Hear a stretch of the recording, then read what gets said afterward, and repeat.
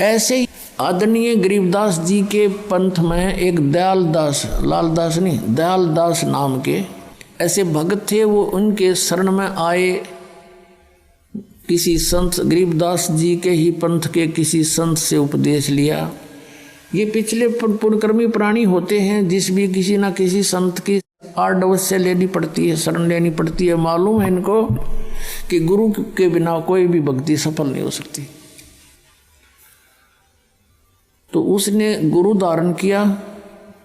गुरु धारण करके फिर वो अपने आप अपने मनमुखी तरीका अपना लिया। उसके पिछले पुण्य कर्म अच्छे थे, तो उसने क्या किया, अपना कोई डेरा स्थापित नहीं किया पहले, बाद में किया उसने छुड़ानी में एक अलग से। तो पहले वो चलता रहा, उसके साथ 500 उसके शिष्य हो गए, या वैसे कोई वो मंडली बनाकर चलता था, साधु संत उसके साथ रहते थे।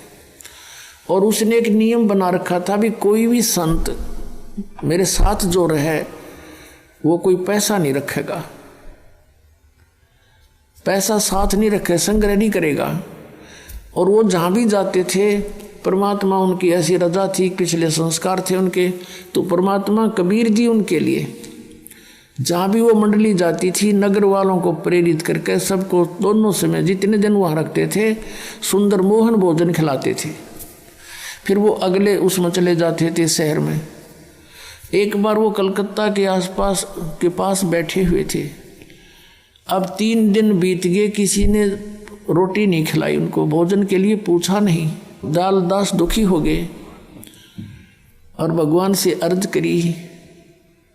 उसने स्वप्न में बताया कि तेरी मंडली में एक व्यक्ति पैसे लिए बैठा है, 500 रुपये उसके पास, और 500 रुपये में तुम 1 हफ्ता रोटी खा सकते हो, इसलिए हम तुम्हें देंगे नहीं। अब उसने सुबह सारे संत पालन कर लिए और कहा कि भाई जिसके पास पैसे हैं वो पैसे निकाल दो या मंडली छोड़ कर चले जाओ। अब कोई नहीं बोले। फिर कहा भी दिया तो बता दो, नहीं तलाशी लेंगे अब।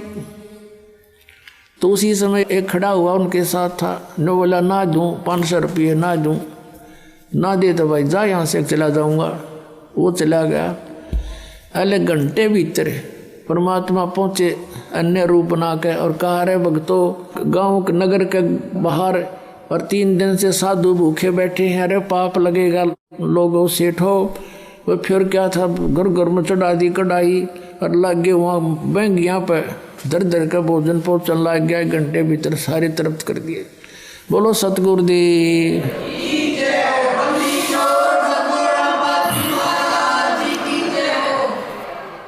तो पुण्यात्माओं, हम इतना विश्वास कर नहीं पाते भगवान पे। फिर भी पुण्यात्माओं, क्योंकि हम गणे पेटे हुए हैं, काल ने बहुत ज़्यादा हमारे को तंग कर रखा है। जैसे कुत्ते का 2 लाठी कोई मार दे बैठे बैठे के बेचारे के, और फिर वो दूर बैठा हो, उठ सकता नहीं, और कहीं वैसे भी कोई जैसे खुड़का हो जाता है तो भी वो रोने लग जाता, हाँ कदे फिर ना मार दे। तो हम इतने पीट रखे, इस काल ने हम इतना दुख दे रखा है युगों युगों से। आज हमारे हृदय में भय बैठा हुआ है। ये फिर इन परमात्मा की भक्ति से, सिमरन से इसको साथ रख कर चलो, मर्यादा में रहो आप। हम बेशक डर भी लगता रहे, लेकिन मालिक का सपोर्ट साथ रहेगा आपके, वो भय को भी मिटा देगा धीरे धीरे, अगर हम मर्यादा में रहेंगे। और फिर देखना आपके रोज नए चमत्कार होया करेंगे। एक बहन बता रही थी, बोली जी मैं पाठ कराना चाहूँ थी, अभी 4था दिन उस दिन उसने बताया, और मेरे पास जुगाड़ नहीं बन रहा था, मैं खूब रोई।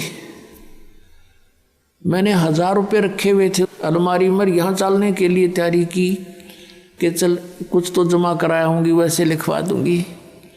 तो मैं 1000 रुपये तो अलग रखे थे और वैसे ही कुछ कागज़ पत्र रखे थे। मैंने सोची इनमें वैसे उठा के इधर रखे तो 4000 रुपये नो के नो धरे पाए। मैंने सपने में भी नहीं सोची थी मेरे पास पैसे वो रखे होंगे। कदे पैसा जुड़ा ही नहीं था मेरे पास, 4000 इकट्ठे धरने का जो तय नहीं हो लिया था, खर्चे इतने थे।